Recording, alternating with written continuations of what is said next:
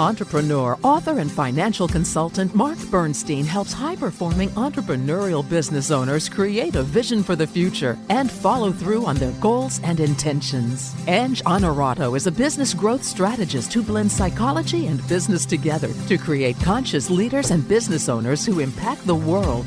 Founders Forum is a radio show podcast sharing the real stories behind entrepreneurship as founders discover more about themselves while providing valuable lessons and some fun and entertainment for you. Now, here's Mark and Ange. Good morning, America. How are you? We are here live, not live. We're actually recording in Philadelphia today in Ballackinwood, beautiful Ballackinwood, PA, on a cold winter day. And I say good morning because I hope it's morning whatever time you're listening to this podcast or show, wherever you are in the world. I hope it's morning with new beginnings for you. I've been thinking on the way into the studio today about the economy, and I've had several instances with it over the last couple of days, and I observed that if you look at the numbers and you look at the economic numbers in the United States, at least, the economy is pretty strong. If you look at the voting polls, it's not strong. The perception is that it's not strong. If you talk to individual business owners, it really varies. I have a manufacturing group I was with yesterday, and almost every owner had a slightly different perception of the economy because they have to look at world events, they have to look at what's going on in their industry, they have to look at supply chain and all different kinds of issues. So it occurs to me that, the economy, the whole idea of judging the economy by numbers may almost be a faulty mechanism, or at least a deceptive mechanism. And I wonder what you think about that, Ange, and then I want to ask our guests today what they think of it. This is a topic I've been talking about with friends and family since the holidays, where we've been hearing for many years now that even before COVID, that the retail space, traditional shopping malls are going away, right? And they're closing in record numbers and online, whatever. And I'm not a big Christmas person, you know that. But the few malls that I did go to this year for Christmas, I could not believe how crowded they were. I mean, it had been years since I remember not being able to find a parking spot again and just the long lines. And I don't know if that was because people were excited to be out and about. But I came home with a perception that said, I think people have more discretionary income that they're willing to spend right now than we're admitting. Or at least, I don't know what's driving people, but it was just something that was really palpable for me. And I thought, I don't know, these numbers might not be exactly what's happening. The malls look robust and people are spending money. Who knows? Okay, so our guests today are Kassar and Lynn Ozer of MultiFunding. I will formally introduce them in a minute. But either of you, whoever wants to go first, tell us your thoughts on this. Lynn's pointing at Ami. I think the economy is just really difficult to read these days, period. I think we are living through an unprecedented time of what I call COVID dominoes. There's no time in history that I'm aware of where countries around the world, including us, printed trillions of dollars. Right. To keep people alive, to keep people off food lines, to et cetera, to keep banks solvent. And it created a huge shock, not just financially, but socially and culturally and politically. And it creates so much unpredictability that we're still living through.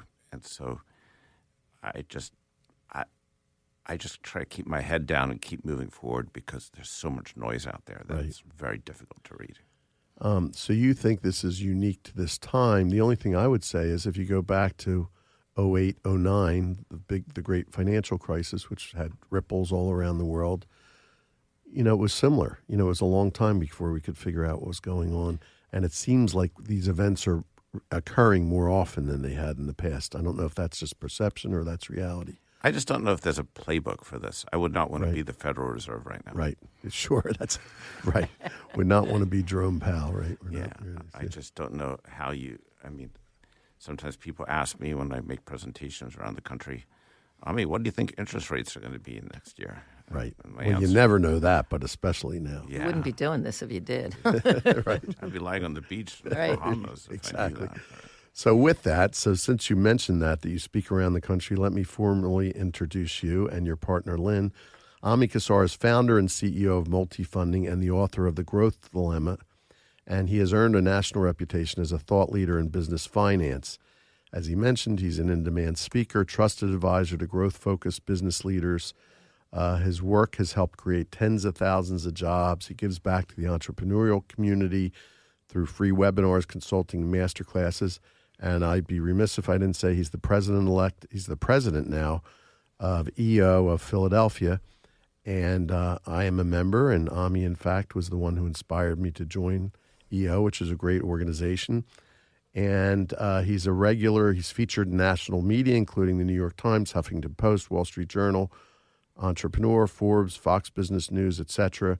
He's advised the White House, Federal Reserve Bank, Treasury Department, and he speaks a lot about credit markets, and he talks a lot about entrepreneurship. Lynn Ozer, who I've known even longer than I've known Ami, is a personal friend, as is Ami, and she is who I think I found out Ami coined this. I thought I did, not really, but I heard this. She was known as the SBA Queen. And she's a strategic, highly accomplished financial executive with vast expertise in lending and training. And she trains aspiring lenders on SBA loan originations, policies, procedures. She really knows more than anyone else I know about the SBA, and besides Omni as well, of course. And she was the first woman to chair the board of the National Association of Government Guaranteed Lenders, NAGGL, and she continues to instruct lenders for the NAGGL and many others in the industry. And I remember when you were president of that, I remember the fun you were having with all that. Right. So they are here today, and we want to really tell the story of MultiFunding, Ami's story, really from the beginning. You know, your life and how you got to found MultiFunding, how you got together with Lynn, and what's happened since then. And then we're going to talk about challenges in the future. And before you know it, the show will be over because the time runs really fast on this show. So tell us, Ami, about your humble beginnings and how you got to where you are today. So I used to have a big, fat corporate job before I Right. started MultiFunding. I was a chief innovation officer for the largest issuer of credit cards to small businesses in the United States. We had 1 million customers, about 1,000 employees, and $1 billion worth of market cap, and we completely decimated in the Great Recession. Before it was my turn to be let go, I had to help let 960 people go. Hands down, the toughest professional thing I ever went through, and never hope to go through again. And it wasn't a surprise. My term came on a Friday, and I was terminated by the bankruptcy trustees. And I started MultiFunding on Saturday. Sort of saying, never cry over spilled milk. What I wanted to do is build a service that business owners and entrepreneurs could, in a completely transparent manner, find out the best loan options and alternatives for them, for their growth aspirations and their plans. And a little green-eyed and naive, we started. Our revenue in the first year was $13,000. It took 10 or 11 months before we closed one loan. And here we are today. February 1st, we'll have our 14th birthday. So You talk about your revenues today compared to where you were? Or? just up a little bit. Yeah, I'm sure it's up a lot more than a little bit. Last year, we did, I think, about $110 or $115 million of SBA 7A loans around the country, and we expect to significantly increase that this year. Full disclosure, our business, March Forward, my LLC, is a new business. I'm a co-founder and partner with my partners, and MultiFunding did our funding both for the business and for our real estate, which is still under construction, by the way. So we're still living out of our Zoom machines at home, whatever devices we're on. So obviously you had a challenge that brought you into the business. What kind of challenges have you had in the business along the way, Ami? Well, I like to say that building a business is like I used to say it's not a sprint, it's a marathon, but I don't like that comparison anymore. It's more like running a triathlon, or when you go water, bike, and running. Ironman. Ironman, yeah. And there are going to be times along the way where you're going to stop and vomit and think you're not going to survive, and you're going to go through some ups and downs and changes of terrains along the way. So, of course, there have been different challenges as we've moved forward, but I think what holds us together and why I feel so honored to do MultiFunding is that the core vision of who we are and our purpose, which is to do right by entrepreneurs and treat entrepreneurs as we would want to be treated, and to never BS anybody, is just as true as it was in the beginning as it is true today. And we have and continue to manage to uphold those principles as we've grown, and we will continue for as long as I'm in the reign of the company. We've never spoken about this, but that's very similar to my business, in fact, which we don't usually talk a lot about on the show. But the same kind of thing. We're very client-centric. We're ultimately about getting the client what they want without any preconceived notion of products to sell them or services to offer other than planning services. And, so I completely get that. And I think that's been a strength of ours as well through different economic environments as well. So I completely get that. And you guys do serve, and there's always a need for your services throughout any kind of economy, which is the other thing as well. So let's talk about how Lynn joined the business. So I was lucky enough to meet Lynn early on and convince her to have coffee and lunches with me a couple of times when I needed someone's brain to pick. And when we started, we didn't know really anything about SBA lending. And we... it was a few years ago. And I forget, were you doing more than SBA lending back then? Were you just doing small business loans? We still are not exclusively again, we're not a lender, we're an advisor and a broker. Yeah. So our promise is that we're going to give you the best solution, whatever is for you in the market. Right. In our work today, that lands up being the SBA about 95% of the time, but we're not exclusively an SBA shop.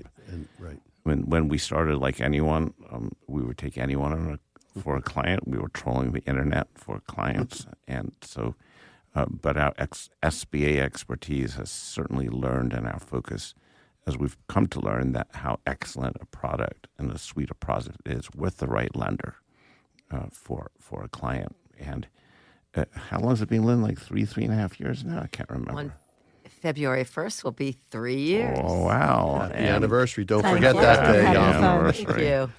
And Lynn was going through a career transition, and I said, is there any way I could convince her to join MultiFunding? That seemed like an impossible task. And usually when I decide that I want to try to do something that seems impossible, I go for it, and I'm successful a lot. And hi, Lynn. How are you? That was a good catch, because I was surprised, too. So when I heard that, it was pretty cool.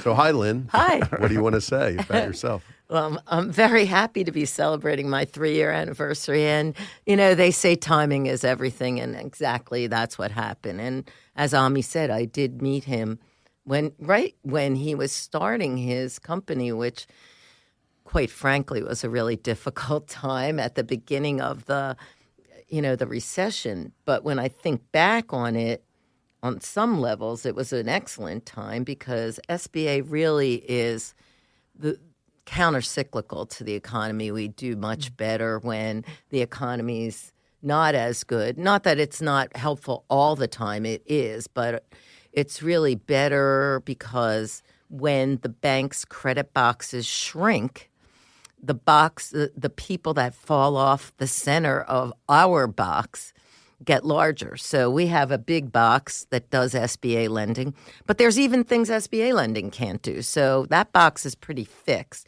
But then when the economy's bad, we do seem to get better and more customers in the beginning. But back to when I was joining Ami, it was during the pandemic when my job was eliminated after like 40-some years of doing running SBA lending departments. And I was going through a big, change, and I was mentally unprepared for it.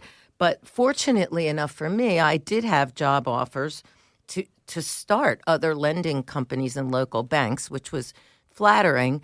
But, I had been spending some time with Ami I think he actually called me to do his podcast or something. And I said, oh, as soon as I'm, unrelated to this bank, I'll do anything you want. And we kept meeting in his brand new offices. And he goes, well, what's it going to take for you to come work for me? I said, oh, I don't know. I mean, I needed to think about it. But anyway, it was through the years I had spent some time in Ami's office, and I was always like, oh, wouldn't it be nice to work here? There's like no rules. Look how they're dressed. They're having fun. They're helping people. No more and corporate structure. There was no corporate background. But anyway, the timing was right. We worked out a deal, and he said to me, listen, I know you want to spend your whole summer at the beach. He goes, you can spend your whole summer at the beach and have this job. I said, okay, where do I sign? And there wasn't even anything to sign, which was even more fun. So here we are 3 years later, and it's been nothing but wonderful. At the time, I think Ami was trying to expand more the Ami sites or our webinars and our training. And it was right up my alley because, as Mark said, I've been involved in the National Association of Government Guaranteed Lenders forever, where I do training. And instead of training lenders, we could just flip that and train entrepreneurs on the benefits of SBA lending. And boy, it's so rewarding to see what we can do, and it's fun. Well, I know you've told me how much fun you're having and how much you're enjoying this. And this is just in time for a quick commercial break, and we'll be right back. Since 2010, MultiFunding has helped businesses achieve their biggest growth goals through creative and personalized funding solutions, including SBA loans and other funding options. Our team works with entrepreneurs to expand their businesses in ways they never thought possible. We leverage our relationships with hundreds of lenders across the country to find you the very best business loan available. Benefit from our team's diverse experience and robust network to fund your next great idea, create wealth, build a legacy, and make a measurable impact. Call or email us for a free consultation at 800-276-0690 or info@multifunding.com. Everyone has a story. We want to hear yours.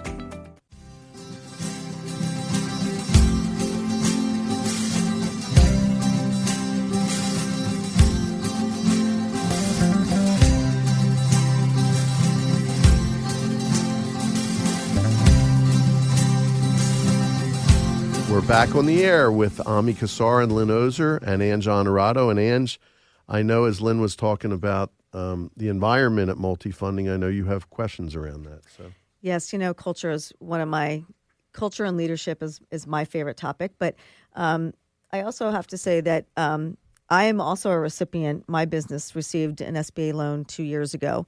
And it wasn't something that I had initially thought of. I met someone, the same sort of thing. And I want to say that the work that you do for a lot of us entrepreneurs that might be really great at our craft, but may not be, as robust in terms of how to run our business, how to scale it, how to get the support and the money that exists. And it can be a very scary thing when you sign on the dotted line. I got the loan, and now what, right? How do I make sure I don't screw this up over the time? So with that, I think that it's also really important to have a company and a culture and all the people the touch points that your clients might be interfacing with, to give not just good information, but to hold them when they're nervous and they're fearful about taking out a big loan. So tell me how you have built the culture over 14 years, especially Ami, because I also come from big corporate and then did the entrepreneur thing. So how have you built a culture that is, supportive of that, taking processing maybe from corporate and bringing it into a way that serves, your client base now? So I think it's more art than science, and it's evolving. But I think what holds it together is what I say is building a company is hard and difficult. And if the company is not being run and lived according to the values that I want it to run by, then I might as well go back and work for the man or the woman. And so we work diligently to find people that fit within who we are and what we want to be. And what's interesting about MultiFunding is that with one or two exceptions, people either never leave or they last like 2 months. Mm. And so if you're a great fit and you fit in, people don't want to leave. okay? Or if it's a bad fit or not a connect, You know it right away. You're typically gone pretty quickly, and I think that says something about it. The other thing that I think is just true in our blood, there's plenty of adjectives to describe this, but we totally live by a no jerk rule. Okay, we don't. I need to write that one down. Well, I have other Other words. clearer words that I could use, but We're on the radio. I might be on the radio, but we don't have employees as jerks. We don't have banks who are jerks. We don't take customers who are jerks. We don't have partners who are jerks. And we've fired a bunch of people over the years. If you act like a jerk, we don't do them out. We think that what we do is super important and hard. And if people just don't treat each other well, we throw them out of our ecosystem super fast. It's brilliant. That's great. Lynn, you have any comments on that? Because you've been in different types of cultures than this in the past. So. Yeah, I've had my share of jerks in my life. But, going from corporate to entrepreneurial is a huge switch. I've been fortunate enough to work with entrepreneurs throughout my entire career and have always loved entrepreneurs and the entrepreneurial spirit and the passion. And I do believe that entrepreneurs are business artists. I mean, that's the way it is. They're just as creative as, painting and sculpting and music and so forth, but it's in their passion for their business. And then when I came to MultiFunding, everyone is passionate about what they do for the company, whether they're on the marketing side or on the loan side, the technical side, which is more where I hang. But the people are really, really smart, and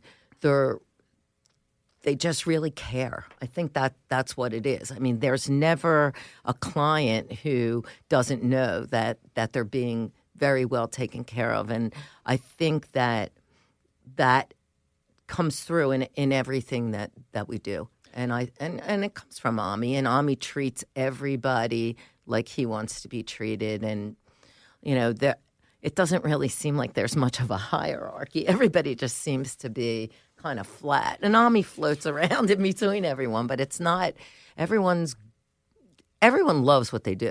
And that's really why I think it works so well. And we care about people. Right. And if you don't, and I think Adam Grant has a book called Givers and Takers, or Give and Take. I don't remember exactly what it's called. Mm-hmm. And we're a culture of givers. Takers don't last in our company. They don't make it. So, Ami, it's a great testament to the culture you've built. So speaking of entrepreneurship, I love EO. I'm a member of EO, but I'm also a student of the strategic coach, who I'm sure you're familiar with, Dan Sullivan. And I ask a question on the show, which I don't always give credit, but it's now called the Dan Sullivan question, which is a 3-year vision question. So if we were sitting here January 2027, which we may well be, and we're looking back on the last 3 years, what would have to happen, Ami, for you to feel, and you can talk about business, you can talk about personally, what would have to happen for you to feel that was a successful 3-year period in your life? It sort of reminds me a little bit of the question I did something like, I don't know why, but like the Titan 100 Awards or something in Philadelphia. And they asked me to do this video interview, and they said, "Who's your business hero?" And I don't think they knew what to do with my answer because it didn't make it to the main screen. But I said, it's the guy at the Exxon Mobil in our neighborhood who I drop my cars off at. There's no question of trust, and I just drop the keys off. He doesn't have to tell me what's wrong with the car, and when they call me to tell me it's ready, and I pick it up and I pay the bill, and no one ever thought that I got screwed. There you go. And that's my business hero. And that's how I think people feel about MultiFunding today. And if people feel that way for the next 3 years as we continue to evolve and grow, great. It's harder as the company builds and grows to keep that culture, but I'm determined to do my best to do it. So your 3-year vision is maintain the culture. Anything you'd add to that? Anything in terms of growth, expansion? I'm sure we're going to grow and expand and try new products and do new things. We are going through growing pains right now. We've added 5 people in the last 6 months, so we've gone from 11 to 16. Wow. Okay, that's a lot of pain. Okay, and so figuring all that out and how to integrate them and this and that and the other, and we'll continue doing it. But I don't know specifically if in 3 years we might still be 16 people, we might be 30 people, we might be 100 people, we might do 300 million, 700 million, $1 billion. I don't know. But as long as we uphold our principles, it'll be good. Well, it's worked for you so far, so I'm sure it'll continue to work for you well. One last question, because we're almost out of time, believe it or not. If you were giving advice to your younger self, what would you say to you? Just while I think I'm exceptionally lucky, and again, it was sad when the big corporate job I had blew up, and I'm sorry for all the people it hurt, but I would have probably done that for the rest of my life because it was so easy and so comfortable. Right. But if you find something you're passionate about, I don't think I would want to build a business like making shoelaces or something. It just wouldn't be fun. What I feel so lucky about is to have found a business that my passion in life is helping entrepreneurs, and I can do it. So you and me both, and Ange for that matter. Real quick, Lynn, what would you, we have very short time, but what would you say to your younger self? Would you have gone into entrepreneurship earlier? It's so funny because I always thought that I did want my own business, and I wanted to do that when I got out of high school, and my parents forced me to go to college. So and get a job and get it, follow the script, and have a major, and then it was just a long story about why I ended up doing small business. But it's just so sometimes you just think things happen for a reason, and I would tell my younger self, "Don't sweat it. It's all going to work out." And I feel blessed that I've had a career that I've been passionate about, and it never felt bad to go to work. That's great. Well, listen, this has been a delightful show. Great to have you both here. We probably could do more, and maybe we'll do a part 2 someday. But in the meantime, thanks for being here. Thanks, everyone, for listening. And see you next week on Founders Forum.